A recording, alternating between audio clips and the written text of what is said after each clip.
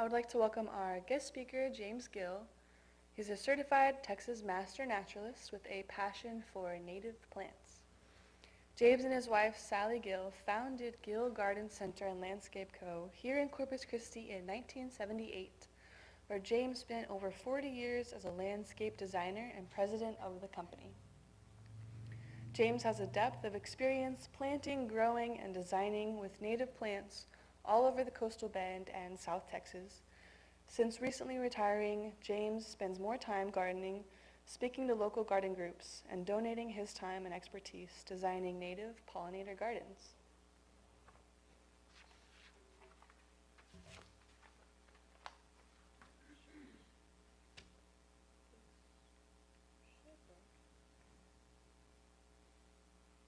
Okay, so I'm going to see the same thing over there.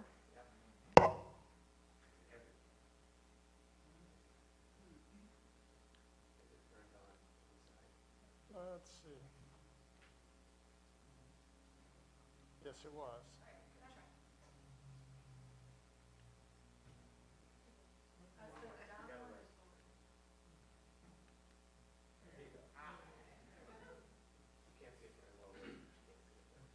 I enjoyed the music. Actually, I enjoyed all the music, thanks. And so this is something I saw this morning. And the reason I saw it is because I wake up at 6 o'clock in the morning, take my dog out for a ride, and it was cool this morning. Is anybody else up and out? There was dew on the grass. And I thought, that means it's right here at the end. It's breaking. And you can see from that chart that I looked up, we're about a week past the peak of summer temperatures. We're just a short distance to the beginning of fall. That's a reason for hope.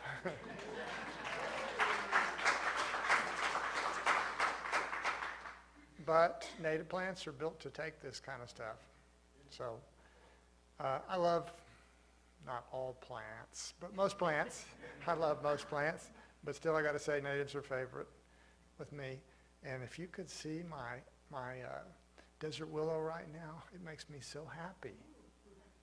And my Turk's cap is blooming, and the hummingbirds are very happy about that, so that makes me happy.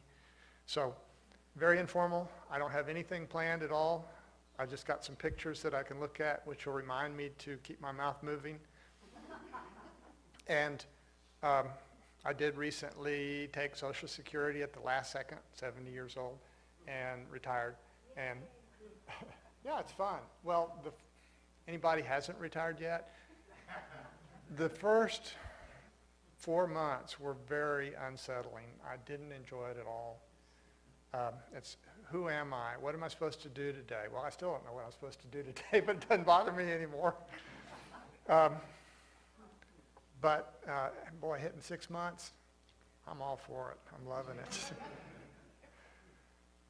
Okay, so I guess what I was getting after is if I don't know the name of something that I'm looking at, I know what it is, but I don't know the name. Somebody shout it out to get my brain moving again.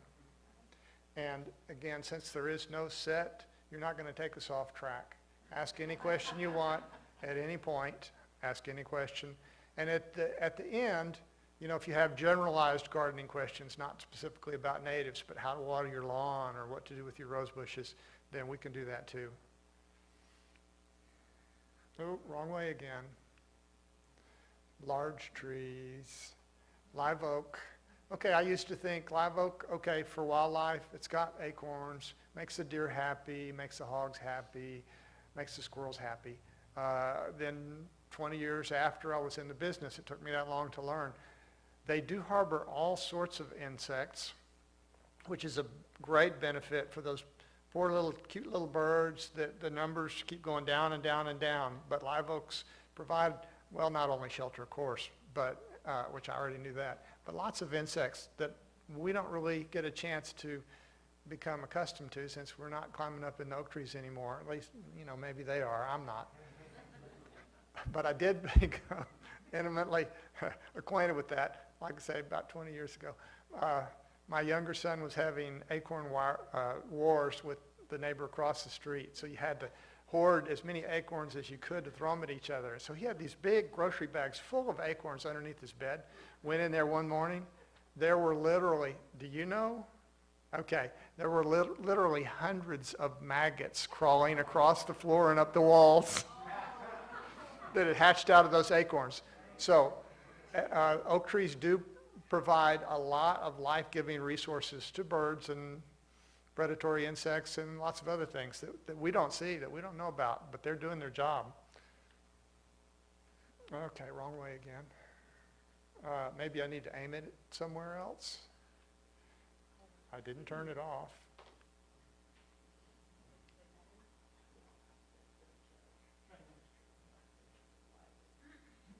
It's a little trick we play on me.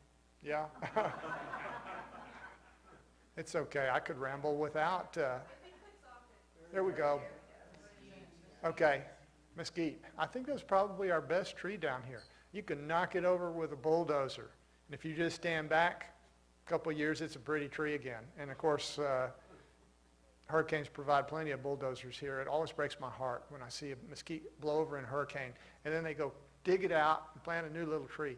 When if you just cut off and let that thing grow back up, oh, it'd be 3-5 years of beautiful tree again. Yes? I'm wondering about the yellow inside the bark. Here, we have this piece of it right here on this handle. Yeah, it's just heartwood versus sapwood. And it's The yellow part is sapwood. sapwood. Yeah. Because all of them have it. We have some mesquites at home that the limbs got cut, and they all have the yellow around the Right. rim. So It's just not as mature. And I don't understand the entire process, but trees move extra lignin into the older part of the wood to make it much stronger because its only purpose now is to support the tree, to hold it up. It's no longer conducting moisture up and carbohydrates down to the roots. So it hasn't been fully lignified yet. So that's not a problem. I guess, what did I want to say? Something you said made me go back to live oaks. Okay, yeah, if you've got that white ghostly webbing on your oak trees right now, don't freak out. It's actually a beneficial insect. It's a little bark louse that eats all the lichens and mold and stuff off of your tree, cleans it up. But they have that web to keep from being predated by other insects and birds. And if you just leave them alone, they'll clean up your tree, they'll leave. They don't take the webbing with you, with them, but it cleans up on its own. So don't worry about that.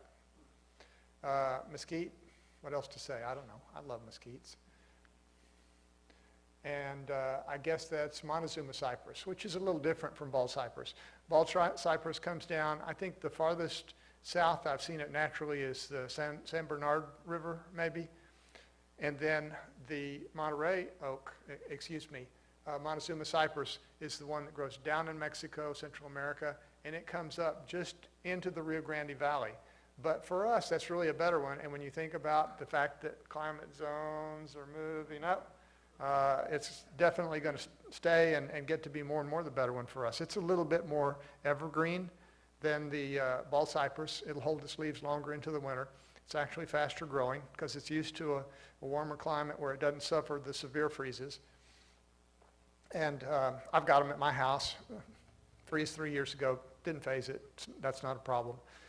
It's great in areas, gosh, it was Wilson Elementary School. They'd kind of made an architectural mistake, which happens, and built walls on two sides and then elevated walkways on two other sides and then drained the roofs into this area. So there was no way for the water to get out other than by gravity, which through clay soil in Corpus Christi doesn't go very fast. That thing would fill up with a foot of water and it'd take a week to drain out. And they wanted me to plant a memorial tree in that space. Well, I planted a Montezuma cypress, and that sucker, in 3 years, you could be driving by on Alameda and see it a block away. It had grown so fast. So, right plant for the right spot, and that was the right spot. They do suffer a little bit from wind, so if you've got some kind of a windbreak or you're in an older neighborhood, that's better. On the far south side, you're going to see a little burn on the windy side, but fast-growing tree, really pretty. Cedar elm, which is not a cedar, has nothing to do with cedar. I don't know where that came from, but it's an elm. And, some of these trees and other plants, I'm talking about some plants that don't grow, you wouldn't find them in nature till you go about 200 miles. But cedar elm, I can't find one in my neighborhood park, all native, but 15 miles, they're growing. They typically will grow in the river valleys down here. They kind of confuse me because here they grow only in the river valleys in the floodplains. And so if you've got an area that periodically gets wet, and some plants like a mesquite might die during a rainy period where it gets too wet, stays too wet, cedar elm's not going to be bothered by that at all. But up in the hill country, yeah, they're growing down in the bottomlands of the creeks. They're growing up on the cliff sides too. Now that I think about it, all of a sudden I'm thinking maybe that's because there's seeps, which often happens with that limestone strata that they're taking advantage of. Thanks. You guys helped me figure that one out. And likewise, I know a hell of a lot. But I also know that the more you know you don't really know. And that everybody has had some experiences that I haven't had, and they know some things that I don't know. So if anybody catches me with a question or even a wrong statement, go ahead and tell everybody, tell me. Okay, cedar elms. I like cedar elms. Live oaks do tend to get overused because they get really, really big and people maybe plant too many of them. Cedar elm is my good compromise because they do get big, but they don't get to where they can cover this whole room. You might find an old big cedar elm with a trunk about this big, so it fits most people's yards better. I think maybe, yeah, there we go. Oh, no, that's the soapberry. Well, I need to go back to saying that cedar elms get a beautiful fall color. There's not a whole lot of things that'll do that for us, but cedar elms in fall, really pretty. And then that's a soapberry, which is another native tree, and that's another one that I just love it when we have a kind of a dry and really deep blue fall sky with a big old soapberry displaying against it. They've got kind of a pretty bloom too. They do have a fleshy seed that you might not like if it's on your patio, so think about where you place it. Same thing for driveways. Move it back far enough. It's kind of like a pecan in that it gets pretty tall and not too awful wide. So if you need some shade in the afternoon and you got a good spot that you can plant it on the southwest side, that might be a good thing to put. They're a little hard to find, but I think if we had some recently, Jesse? Probably we'll have to see in this fall. Okay. Soapberry. Mexican sycamore. There is an American sycamore, but the Mexican sycamore really does better for us. It's got a thicker leaf, so it resists drought better. It tolerates alkaline soil better. And that's another tree that you would naturally find in a dry creek bed or even a wet creek bed. It does like to have water. So if you're super, super dry, go back with the mesquite. But if it gets wet sometimes, or if you water your lawn on a regular basis, Mexican sycamore, very fast growing. Ooh, I had a bad experience. Town and Country Shopping Center. Think about that sycamore that's growing up there. There's a couple of them. To me, that was an absolute landmark. And they called me up 40 years ago and said, well, we want to plant some new trees. And I said, okay, we're going to expand our trademark, our brand. We're going to plant sycamores all the way across. They planted Mexican fan palms. How unique. Okay, hackberry. Well, when I moved into my site at Airline, well, we got our start, and then we managed to buy the place next door, and hackberries had, as usual, grown up right along the fence line because the birds sit there and poop out the seeds. And I hated those hackberries. And so I said, okay, we're getting rid of them. We got out there with a chainsaw, cut the first one down. I saw how ugly that warehouse was. I said, stop! Save the hackberries. So they do have a use. They are also great for birds because they grow every insect known to man. Very fast growing, very drought tolerant, take the wind pretty well, fairly short-lived. I wondered how it is that a native plant, hackberry, native, how could it be so out of control, growing up in every fence, every alleyway, all over the place, and just taking over and crowding out other stuff. And my mother explained it to me. She said, in nature, hackberry seedlings are candy to deer. Well, and I found that out. I went out in the brush and tried to find hackberries. You don't find them unless an old hackberry tree has fallen down, and then there's a new hackberry tree growing up through all those branches where the deer can't get to it. Or in the midst of a prickly pear patch, you'll find the hackberries. But in nature, deer keep them in check, and there's just enough that there's the seeds, which are very valuable food source, and then they get lots of insects. Yes? We had a volunteer hackberry come up in a nice place on the southwest corner. So we think it's going to shade our driveway. But the last freeze we had, which had that strong, strong wind, it was so much worse than the freeze before. And I noticed there are cracks in the outer layer of bark. And I'm wondering if, because it looks a little shaky, like it had some brown leaves, do you think it's going to die eventually because of those cracks? It's going to die eventually, like you and I. And in the meantime, who knows? Those cracks may just be a natural part of the process. They may instead be, yes, a result of stress. It may be able to heal itself. When I talked about trees lignifying the wood, they also, like if they're attacked by a fungal organism, they'll move lignins to try to build a wall to stop that fungus and hold it out, and then you can actually get new cambium grow back across and heal. So don't count it out. And the brown leaves could just be the fact that we've had such a horrible drought. A lot of trees will let their leaves brown and drop, and because they're saying, we don't have enough water to have all this overhead. So, yeah, I wouldn't worry about it. It'll make it or it won't. And you don't control it, so that's why you don't worry about it. Okay, Mexican redbud, beautiful blooms. And birds actually like to eat those blooms.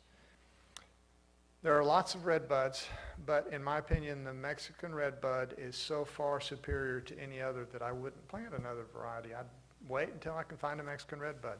Texas redbud is not the same thing.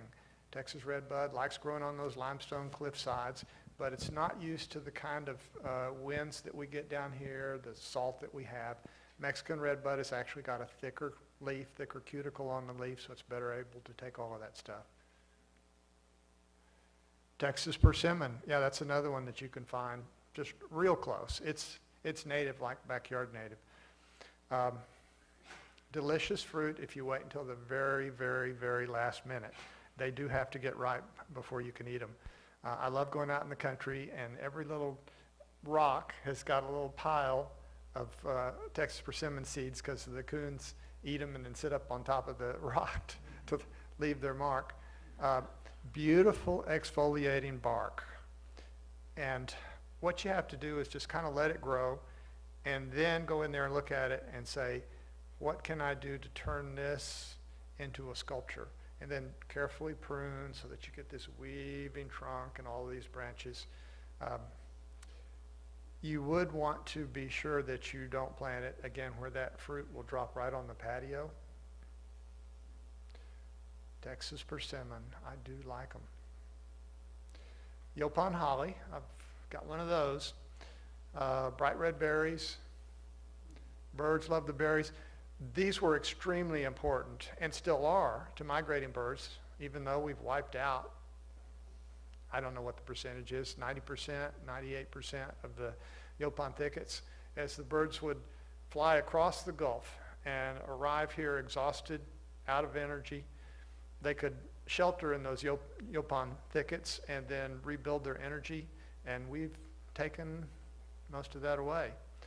So, it's kind of funny that during my career, some people I'd say native plants, attracts wildlife, and they'd say, yeah, and other people would say, I don't want any birds pooping around my yard. Don't give me any native plants. I want what the neighbors got. I want ixora and palm trees. And, you know, birds can't eat ixora or palm trees. So I'd always not push the native side unless I got some kind of indication, but I'd try to sneak in a few native plants that were beneficial. That one too, though, the seeds, the birds love them, but unfortunately usually find one mockingbird who says, this is my tree and nobody else is coming, except when a whole flock of cedar waxwings comes at the same time and he's overwhelmed. That's kind of funny when that happens. But they don't always get all the berries, so some of them will drop and on the pavement, and it can be a little bit of a mess. It's easy to take care of with the blower now that we got those, but careful placement is best. Yopon holly is evergreen, and the leaves are opaque. It's got a pretty silvery bark. At some point, I hope, we're going to have a possum haw, because I'm going to talk about how that's different. They're cousins. They're both actually native hollies that do grow here. Magnolia, well, not native to South Texas, but does surprisingly well. Likes water, so if you could duct a downspout discharge out to the magnolia, boy, it would reward you with more blooms, better glossy leaves.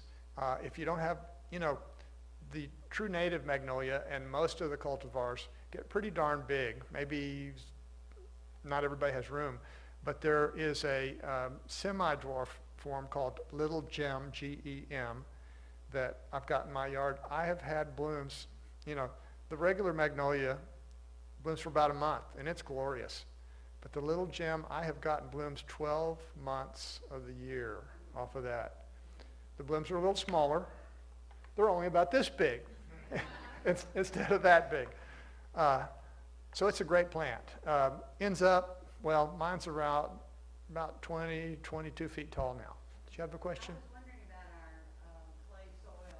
I've killed a number of trees planting them in our clay soil. Our clay ground, and the trees seem not to like it. It can be a problem, and let me tell you the best way to avoid that is, first off, go around your yard after a rain that, well, let's say 12 hours later. If that area is squishy, then you plant either a sycamore or a cypress, a plant that loves that. If it's not squishy, if all the rain has drained away, then you've got a lot more latitude of the different plants that you can plant. But I can't tell you how many times a customer calls me up and says, your tree is dying. And I say, did we plant it? No, I had my yard man plant it, or I had my son plant it. And I say, let me come out and look. And I go out and look. And novices, when they want to plant something, they dig a nice deep hole, throw it in the bottom, and shovel a bunch of dirt on top. And that is the death of most plants. You don't want to bury it. That's what you do with dead things. So I almost have to stand behind my new landscapers who don't know that yet. I feel like I want to wrap them with a yardstick and say, higher, higher, higher, plant it higher. I say an inch or two above the surrounding ground. And then the customer calls me and says, you need to have your guys come back out here. They just put this thing on the top of the ground. And you say, you don't know how hard it was for me to train them to do that. You want to plant your trees mostly on a little bit of a berm. And I say a little bit of a berm. Randy Haker was a great landscape architect in our community. He is the one that created that super area at the university that you might remember from 25, 30 years ago. Just an absolute genius. And actually, he learned his stuff from a really old guy. He probably wasn't as old as I am now, Mr. Sewell. And he would plant his native trees. First, he'd bring in a dump truck of dirt and kind of smooth it out into a hill, and he'd plant that on top. And he did that with the Texas persimmon. And his trees always looked great because they got that extra drainage. So drainage is key. Yes, they're not super happy with the clay soil, but as long as you don't plant too deep and you don't plant in an area that's a little bit of a swale, And I guess I should say, besides the sycamore and the, whatever else I said, cypress, live oaks like water. And I've only, in all those years and all those calls I got, come out and look at this tree, I only found one live oak that, a lot of them were planted too deep, okay? And they didn't mind it because oaks are kind of, that live oak specifically is kind of that way. But I only found one that was dying because it was so deep that it was suffocating. And it had 7 inches of soil on top of the root ball. Stuck my hand down in there and bubbles came up, bloop, bloop, bloop, bloop, through the mud. So, yeah, know your plants, put them in the right spot. We have 4-inch cracks from the drought. Yeah, I mean, they're like to China. yeah. They go down so far, I'm afraid to walk across the lawn because I'm going to step in one and break my leg or something. I got big feet, I'm not worried about that, but I'm scared for my dog. I'm thinking the drought is what makes the clay so hard to No, deal with. No, it's the opposite. It's when we get those rainy periods, and you know we can get a rain, and then a rain, and then a rain, and then a rain. It happens, and that's when plants suffer. But when I say that's when plants suffer, you don't see that result for a month or 6 months down the line. Because what happens is clay, soil, sand is like this, and you've got space in between. So water moves in easily, moves out easily, air moves in easily. We, and mammals, breathe through our mouth, goes into our lungs, into our blood, and moves to our toes and our ears and everywhere. Okay, so that's how all our cells get oxygen. But plants aren't that way. So every part of the plant needs to get oxygen, unless it's got super special adaptations like cattails. And clay soil is not like these big grains. It's like little plates. Think about like a phone book. And those plates settle down. That's why after big rain, you look in a muddy field and you'll see those places where that water's standing. And if you go like this, it's just slick because all those little plates were in suspension and they settled down like that. And there's very, very, very little space between. So when you put water on that, not only from a long rain, but it's also a problem with people who are planting new plants. We'll get into that in a second. You push all that oxygen out.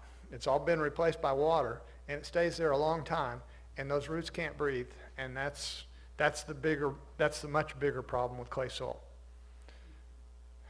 So, okay, when people plant new plants, they want to water them, water them, water them, and they actually, under these conditions, they need it.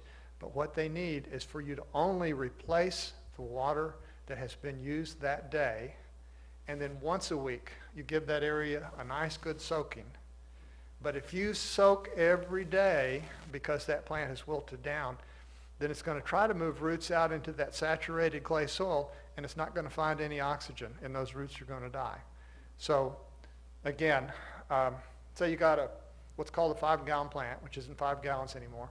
You might put only a half a gallon to a gallon of water right on that root ball if it's a brand new plant, because it's grown in a very coarse textured mix, because they know, they're growing plants for money. They got to do it right.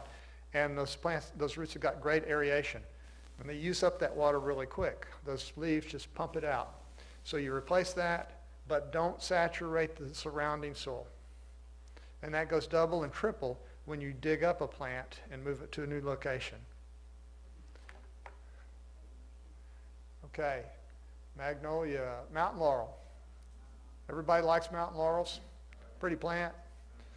What else to say about it? I don't know. If you like them, plant them. Desert willow, now we're talking.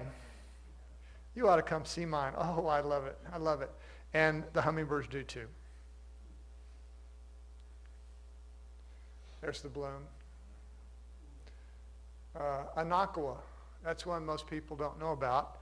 Also called knockaway tree, sandpaper tree. It's a native, takes wind well, takes drought very well.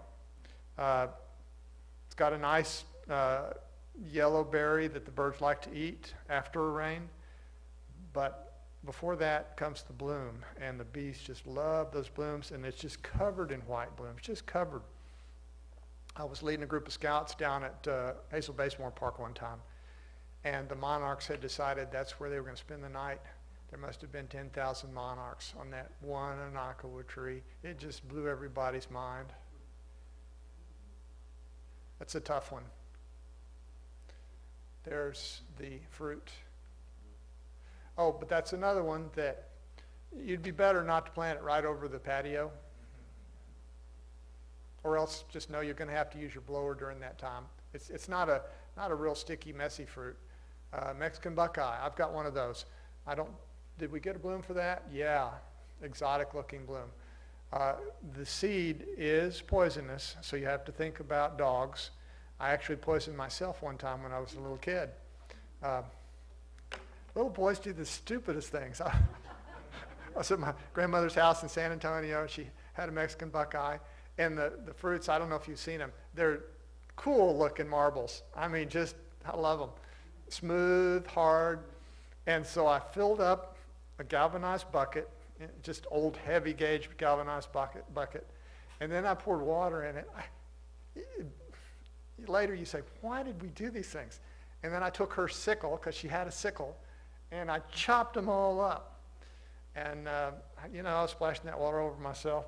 That night, I had the most horrible dreams I've ever had in my lifetime.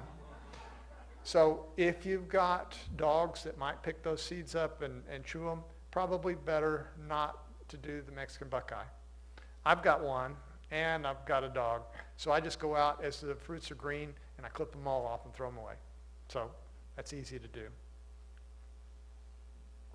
Ratama, I'm not sure that's not a Circidium, which is a close cousin, but Ratamas have that beautiful yellow bloom. They're pretty tolerant of water too. You'll often find them in floodplains, areas that stay wet. Texas ebony, that was determined to be the most bird-friendly tree for South Texas. And the way they did it was crazy. I love it when people do crazy things that turn out well. A group of scientists down there rigged a high-power vacuum, and they vacuumed all their trees and examined what came out. And the ebony had a greater variety of insects than any other tree. And so it's great for the birds. Plus the fact that it's extremely dense, which birds like for nesting, and it's thorny, which birds like for nesting. So I think ebony is way underplanted. It's kind of slow growing, but beautiful tree. Anacacho orchid, that's another one people don't know much. Really nice blooms. It's not like the non-native orchids that grow super fast and get really big. That's about full size for an Anacacho orchid. And I'm pointing there, I guess you're looking here. I should be doing this. Wild olive is a great one, everybody knows that. But that's another one that it's kind of a messy fruit. I had one in my front bed, and my sidewalk goes on one side, my driveway goes on the other side. I purposely, I designed out the concrete feet across, but all the fruit, it got bigger, stuck between my toes. Olive went away, and a desert willow went in, and I'm happy with my decision. But I do like it when I'm going by my neighbor's house, and he's got the beautiful wild olive, and I just kind of dance around his olives on the driveway and say, love the flowers, don't like those fruit. Yes? I have a question about this. Oh, sorry, go. Are they edible? No. They're not poisonous, but people have said you get kind of a woozy, slightly nauseous if you eat them. Yes? That was going to be my question too. I was hoping you could make olive oil out of them, but we do have 3 in the back if y'all want to see them. They're really pretty. They are not olives. I'm misleading. No olive oil. Cherry laurel. Seems to do better in sandier soils. So if you're in the Bluff or Padre Isles, that's one that you might try. It's got a really pretty dark, glossy green leaf. And the birds like the fruit. okay, eastern red cedar. That one you probably have to go 250 miles to find. Or just go through some of the 1930s, 1940s neighborhoods in Corpus Christi, and you still see some beautiful eastern red cedars. It was popular back then. I don't know if people dug them up in East Texas and brought them down here and sold them cheap, but I wish that Corpus Christi parks would be planting some of these, because they will outlast all of us. They're long-lived, tough, durable. Drought doesn't bother them. No bugs, no freeze. Eastern red cedar. You need something tough, that's a good one. I don't know where you could find one. You might have to drive up to Houston or Dallas to find one for sale. Texas sable, I love those too, which you'd know if you went by my house. More than that, I love my boys, and they grew up in the corner bedrooms, and I lived on a corner lot, so I planted 5 Texas sables, and people said, oh, you love palms. Well, there was nobody driving Daddy's Suburban going to drive through 5 Texas sable palms and into my house. And I know it happens because I got the call all the time. People will call me and say, yeah, teenager. And the weird thing was, it was usually girls. Drove through the front of my house, give me a bid for replacing all the plants. True native. There's one other native Texas palm, which is sable minor, and that's a real cute one too. I don't think we have a slide of it. It's typically only about this big. That's sable minor. But this is Texas sable. Good plant. Doesn't freeze. Went down to 8 degrees back in the 83 or 89 freeze with no problem. And I guess I should mention also that if you'll leave the leaves on it, let it have a nice beard, it's good habitat for bats, which we like bats. Possum haw, got one outside my kitchen window because the sunlight, when we built my house, the sunlight would just come in that kitchen window while I'm doing dishes and just be blinding. And I got a nice little courtyard out there. I didn't want to close the shutters. So I planted a possum haw, and it grew up. And the difference between this one, it's deciduous. The yaupon is evergreen. But more important than that, the leaves on this one are translucent. So when that sun from 1 o'clock till 6:30 is coming my way, I get this soft green light coming in, beautiful branches weaving in and out, birds hopping through and eating those berries. Life is good. And actually, it's even better because on the other side, I've got my bathtub with a great big window, and I'm looking up into that possum haw. And the thing about plants with translucent leaves, another one we'll see a little later, is the beautyberry. As the sun hits this leaf and then that leaf and that leaf, and you've got these various shadows, it creates the coolest mosaics of light. Caesalpinia mexicana. Who knows that one? Nobody. Oh, you do. I should have known it. Yeah, okay. That's a great plant. Again, not native. If you went back 200 years, you'd only find it in the Rio Grande Valley. So, yeah, it's a Texas native. But as temperatures are going up, it's a better thing to have here. Long bloom season. There's the bloom up close. Am I going way over time? A little bit. Okay, I will say that anybody who wants to get up, fine. You won't bother me. I'm too old to be bothered easily. Agarita. I thought, okay, that's a hill country plant. No, I had a call from a doctor who had bought a new lot, one of those great big lots on Flower Bluff. And I came in, or I knocked on the door, nobody answered, went around back, I saw this guy way down by right on the Oso. You know, there's kind of a little cliff dropping off, not big cliff, and he's out there with his loppers, and he's whacking down those agaritas. And I said, and this was a long time ago, I said, I got customers that would pay $50 for that plant. Now it'd be 200. Well, he put his loppers away. So I didn't realize that. They do grow down here along the coast, and I've seen them in brush right along like Bayside, other places like that. So yeah, Agarita is native here. Pretty blooms in the spring, nice fragrance. I love that fragrance. One of the first things to bloom in spring. And it's followed up with an orangey red berry. We should have had a picture of that. Oh, it's on the plant. And the berries are delicious. You know, agarita jelly is a big deal. I collect the berries. They never made it home for jelly. They always got eaten on the way. Coral bean, and there's more than one coral bean, but this is our native. This is another one that's extremely important that nature has designed for us. Just as the hummingbirds are migrating through, the coral beans are coming out with their blooms. And so it was important to those migrating hummingbirds. Beautiful, beautiful bloom. And it's followed up by seeds that are really cool looking. Dark, almost black husks that split open and show these bright coral beans inside. Really pretty display. The Native Americans treasured them for making jewelry out of because they're so pretty. American Beauty berry, that's one of my favorites.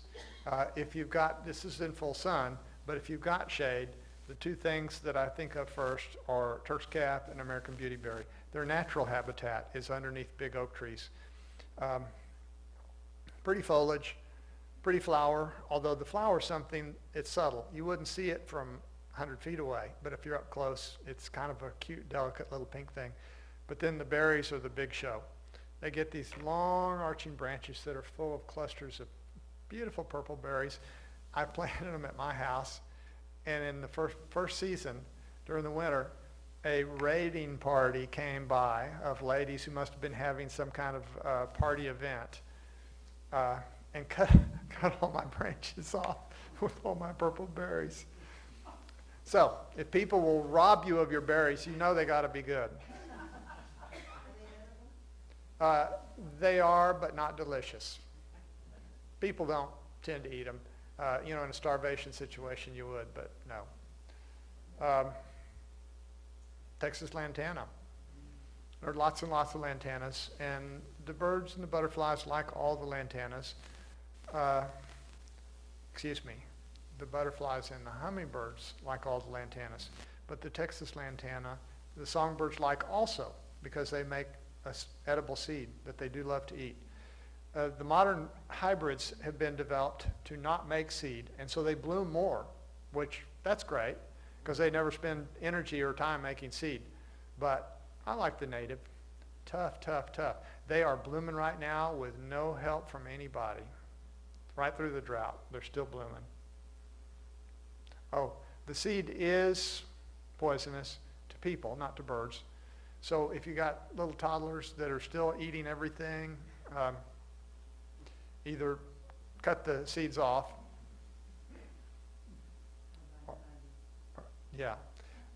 Texas sage, everybody knows that. Great plant. I guess I should have said this about a lot of things, that, you know, you can let them do whatever they want, but we have our silly human sensibilities, and we like things to be full, usually. So there's a lot of plants like the beautyberry and the Texas sage. I want to trim them once, right at the end of the dormant season, cut them back, maybe a third, or in the case of beautyberry and Turk's cap, 2/3. So my Turk's cap now is this tall, and I'll cut it back to that tall, because it just gives a form that I like. When you cut, you get more tips. You get more tips, you get more blooms. You don't see all that wood. You got foliage all the way up and down. It's not like that's the right thing to do, but it's the thing that I want to do, and it really helps with the Texas sage. You don't have to cut as much.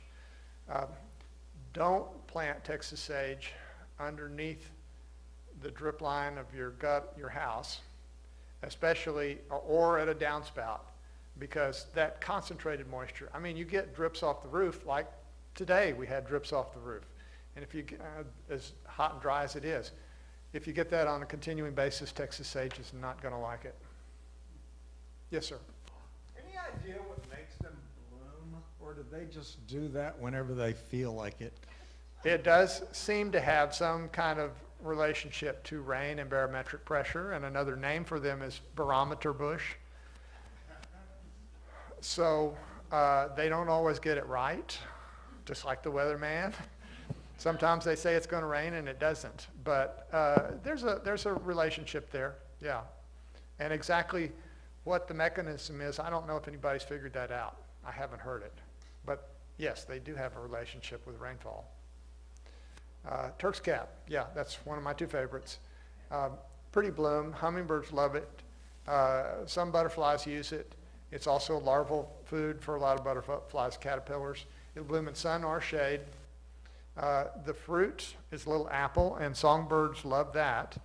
It was historically a very important source of vitamin C when you didn't have Walgreens or CVS to get your vitamin C. The fruit's not delicious. It's slightly sweet, kind of mealy. Kidney wood, I guess I got too many favorites because that's another one. When I'm driving through South Texas, out on rural highways, and there's a kidney wood blooming, I don't care who's with me, we're stopping. Because the fragrance is so wonderful on those blooms. And butterflies really appreciate those blooms as well. Doesn't get real big, so if you need a small specimen up to 6, 8 foot tall, 6, 7 foot wide, kidney wood's a good one. It wants full sun. There's the bloom. So it's pretty. It's not spectacular. It's pretty. But man, does it smell good. So I will try to use those close to a front door, close to a backyard patio where people get to enjoy that fragrance. Hummingbird bush. Hummingbirds, beautiful. Benefits greatly by that once a year pruning. I like it when it gets to be planted against a wall because then it kind of creates a pattern like waves on the ocean. Buttonbush, you need moisture for this. So either a pond or an area where an air conditioner drips during the summertime. You typically find them at the margins of ponds. Great fall color. The blooms smell wonderful, and the butterflies love those blooms, love them. I should have asked you to get a picture of butterflies on this too. I mean, every time I go that they're in bloom, there's always butterflies on them. And after the bloom, the songbirds like to eat the seeds. Spanish dagger. That's somebody's idea of a joke, not mine. I think he did that because the first time he got me a picture of a yucca, and I said, that's not a Spanish dagger. So now, yeah, this is a Spanish dagger. And that's a Spanish dagger, I think. I know the one on the right is. Yeah, those are Spanish daggers too. And I really like them. Beautiful, winding, great specimens. The blooms are edible. Indigenous families would cut off the whole head, cook it like a cabbage. I don't want to be that mean, so I just selectively pick out a few blossoms. And you want to pick blossoms that are tight. Once they've opened up wider, they start to get bitter, but they are great mixed into a stir fry. And then the leaves, if you were ever out in the wild, didn't have emergency room, get a big old gash that needs to be sewed up, you can actually cut off a leaf, bash the leaf with a rock, wash the pulp out, and use it as a needle and thread to stitch up a wound. They did that. They really did that. Yes, sir. Yes, ma'am. How well does that plant? Ooh, absolutely no problem. Maybe you're confusing it with what they confused the first time and sent me a picture of, and I said, that's not a Spanish dagger. There's a Yucca gloriosa that looks very similar and not native to here, and it's a beautiful plant as well, but yes, it does. That one does freeze. And it's got a nicer form naturally, and it doesn't have a spine on the end, so you don't have to worry about that, but it doesn't have that big, gorgeous bloom on it. Does that happen once a year? Or The bloom, yes. once every 50 years? No, every year. Weird story. No, every year. It's very dependable, even in a drought. Esperanza, that's really the one that's typically sold in garden centers is derived from the South American variety. We have a more native that comes more kind of from West Texas that's a little shorter, but Great bloomer. One thing I do have to tell people is they see it in the summertime and they say, I want that all across the front of my house. And I say, you know, it's God ugly in December, January. So let's put it along the back fence. So yeah, I like that plant. I use that plant. Recognize that it gets really big. Uh-oh, we're down again. You're never going to get me out of here unless you fix this thing. I'll get stuck on one plant just like the machine did. Well, I think when you come back next year, we'll give you the whole morning.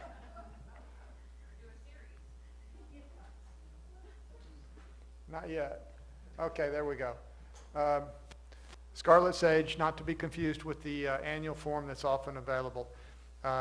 There is a native that you go out underneath the mesquite trees, you'll find it growing wild. Great hummingbird plant. Sure is pretty. It's an annual. It dies down. You got to replace it. Red yucca, that's got to be another one of my favorites. That's kind of a wimpy variety. I'd have picked a bigger one. But the hummingbirds love that plant. That's another one you got to be careful. Don't plant it in an area that gets wet. If you water that thing, it's going to die. So just don't water it. Once a week wouldn't hurt if it's an area that drains very well. It's not a true yucca at all. A lot of times I'd say, this is the plant you need to a customer. And they'd say, no, I don't want anything spiny. And so I have to take it and go like that. See? No spines. It's not really a yucca. It makes a great container plant. Yes? On the red yucca, can you plant some of those close together, or is it better to kind of space those further apart? I like to use them in groupings, but not too close together, because I still want to be able to see the form of each plant. And if you did something new and different, I might very well say, gosh, that's fabulous. I never thought of doing that. Because I mentioned Randy Haker before. And I saw a job he did out on the university, and he planted a row of oleanders, and then he planted another row of different oleanders right behind it. And I thought, that's stupid. And I thought, no, that's not stupid. It's beautiful. So you could try that. But recognize that that little plant we saw is going to get this big around. So I would typically put them on 5 or 6 foot centers as a grouping. Okay, who have we got? Pavonia, also known as rock rose. I guess it's native probably to central Texas. You wouldn't see it growing here in the woods on its own. But lots of pretty blooms, fast growing, pretty foliage. Doesn't last forever. You know, you're going to need to replace them every other year, every third year. But it's quick color, that's for sure. Pigeonberry, that's a cute little plant that loves to play hide and seek. You plant it here, you go back next year, it's gone. And then it's over there. Was it? No, it wasn't Wyatt. Somebody just showed me a picture. Yeah, okay, it was Wyatt. I didn't realize. He's found it in Oso Bay, growing right on the bayfront, just getting beat by winds. I didn't know it would do that, because usually you find it really tucked up underneath the mesquite trees. That's a plant you'd have to get close to enjoy it. The blooms are very delicate. Do we have a? Yeah. Well, you can't see the bloom, but that's a little, my mom used to call them pigeon blood, because she was the bird dog for her stepfather. Go out and pick up the doves and like little dots of blood. But pretty fruit, and the blooms, I think that may be a non-native, but I can't see it that well. Yeah. The one from the Rio Grande Valley has white blooms. Ours is way better. It's got pink blooms. Stays low. Mistflower, another favorite. That's another time when I said to myself, how stupid can you be to see something for so many years and not recognize what's going on? The viceroy butterfly is all over it. And I'm thinking, boy, they're loving that nectar. Well, they are, but that's not the reason they're there. They're there for sex. Because that plant is right at the height for browsing animals. So in order to discourage browsing, it has a toxin in it. And the viceroy has evolved to take out the nectar, but collect that toxin. And it creates a nuptial packet. Whoever's got the biggest gift to give away is the one that the female will mate with, and he will give her that packet, and she will use it to coat their eggs, because butterfly eggs are, ooh, that's like filet mignon to predatory insects. They love to eat butterfly eggs, but they're not messing with those viceroy eggs because they've got that toxin on them. So they're really after sex. And I thought, gosh, all the wonderful things I never knew going on right in front of my eyes. Mexican mint marigold, wonderful fragrance, and nice bloom in the fall. It is a variety of marigold, but a native variety. I love pinching a piece off at the beginning of my workday and throwing it on the floor, and every time I get back in my truck, I stomp on it, and that wonderful fragrance comes out. You can also use it as an herb in cooking. Copper Canyon daisy, another beautiful, with wonderful fragrance. Skeleton leaf goldeneye, love that plant. I actually prefer it over Esperanza. When it's blooming, it's not quite as spectacular, but when it's ugly, it's not as ugly either. And it's more in a size that you don't have to wait out there and chop it back all the time because it's grown up to here. So if you get a chance to find skeleton leaf goldeneye, that's a good one. And we just recently started being able to get some of the native butterfly weed, and I didn't know how they're going to do for us. Typically we carry the tropical, and the butterflies love it, but you do, if you get the tropical milkweed, what you need to do is in late fall or winter, cut it back close to the ground, take all the foliage off, because there is a parasite that will start to build up on the foliage, and all the natives, they drop all their leaves. So they kind of self-clean themselves before the new generation, the new year of monarchs comes through. And the tropical doesn't, because it doesn't know it's supposed to do that. So we have to do that for them. If you got the tropical, or your friend's got the tropical, tell them. December, January, chop it off close to the ground. But you don't need to do that with the native. And I planted some of these in the pollinator garden when we were finally able to get them, and they're doing great and really pretty. Did I say milkweed? Does everybody know milkweed? Gulf muley. When they sent out that job for bids down on Corpus Christi Bayfront, and I said, that's going to look really pretty for 2 years, and then it's going to go to heck. And it would really be okay if everybody understood that and knew that that means you need to cut it back hard and not like a cupcake. You've got to just cut it straight across, and then it'll come back for another couple of years. And then you're going to need to dig them all up and plant new ones. And if you do that, it's going to be beautiful. This is Corpus Christi, not going to happen. So I didn't bid it. But that doesn't mean you shouldn't plant this, because you know what to do. And you got the gumption to get out there and do it. So Gulf muley's pretty. I prefer it in multiples, not a single. I prefer it stacked so that you're looking through multiple plants.